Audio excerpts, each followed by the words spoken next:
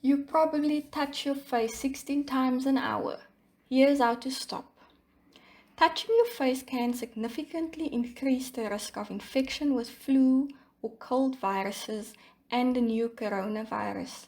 Your eyes and mouth are areas where viruses can easily enter your body. Studies have found that people touch their faces more than 16 times in an hour. We touch our faces so often that the odds of recontaminating our hands between washings are extremely high. Experts say wearing gloves can help you break the habit of frequently touching your face. We all do it. We touch our faces countless times every day. An itchy nose, tired eyes, wiping your mouth with the back of your hand are all things we do without a second thought. However, touching your face can significantly increase the risk of infections with flu or cold viruses, but especially the new coronavirus. Your mouth and eyes are areas where viruses can enter the body most easily, and all it takes is touching them with a finger already carrying an infection. 2 ways to transmit an infection. According to the Centers for Disease Control and Prevention, trusted source, the new coronavirus, also called SARS-CoV-2, is transmitted from person to person like many other respiratory infections. This includes by respiratory droplets produced when someone sneezes and inhaled into the lungs of others, and by touching a virus-contaminated surface and using that hand to touch your eyes or mouth. While we can easily avoid being around someone who's obviously sick, or take the precautions against airborne viruses using a mask, avoiding the virus when it's on a surface is almost impossible. We touch our faces all the time. Scientists researching this behavior find that people are constantly touching their faces. In one 2008 study, 10 subjects were each observed alone in an office environment for 3 hours. Researchers found they touched their faces an average of 16 times per hour. Another study from 2015 observed 26 medical students at a university in Australia to discover they touched their faces 23 times per hour. Almost half of the face touches involve the mouth, nose, or eyes, which are the easiest pathways for viruses and bacteria to enter our bodies. Even medical professionals, who should know better, were found to touch their faces an average of 19 times in 2 hours while being inconsistent about observing proper hand hygiene. When actively working, people will often shake their foot, play with their hair, or in these instances touch their faces.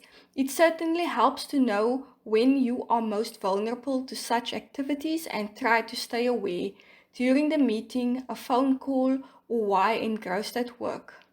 Dr. Alex Dimitro, double board certified in psychiatry and sleep medicine and founder of Psychiatry and Sleep Medicine in Menlo Park, California, told Healthline. Hand washing is key. So, we take precautions like washing our hands and using at least 20 seconds to do so. But this can only help if we also avoid touching our faces, as there is no way of knowing when you've picked up a tiny and potentially deadly passenger. According to the CDC, effective hand washing consists of 5 simple steps: wet, lather, scrub, rinse, dry. However, we touch our faces so often that the odds of recontaminating our hands between washings are extremely high. All it takes is touching a doorknob or similar surface and you're in danger of infection again. A new ring, jewelry, or even a rubber band around the wrist can serve as a reminder to increase awareness of the hands, and ideally to remember not to touch your face, said Dimitru. Something needs to be different, however.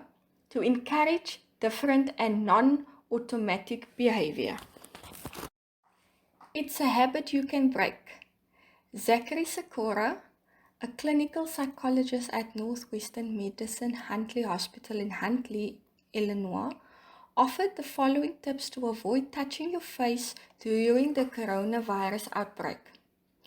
Be mindful of your intention to keep your hands away from your face. Just a brief pause can help you be more aware of what you're doing with your hands, he said. He added that it also helps to place reminders like post-it notes in your home or office so you can see them and remember you want to keep your hands away from your face. Keep your hands busy. If you're at home watching TV, try folding laundry, sort through mail, or hold something in your hands, Sikora explained, adding that even a tissue will do, as long as it reminds you to keep your hands away from your face. He also recommended using a scented hand sanitizer or a scented hand soap to help you remind you to keep hands away from your face. The smell will draw your attention to the location of your hands.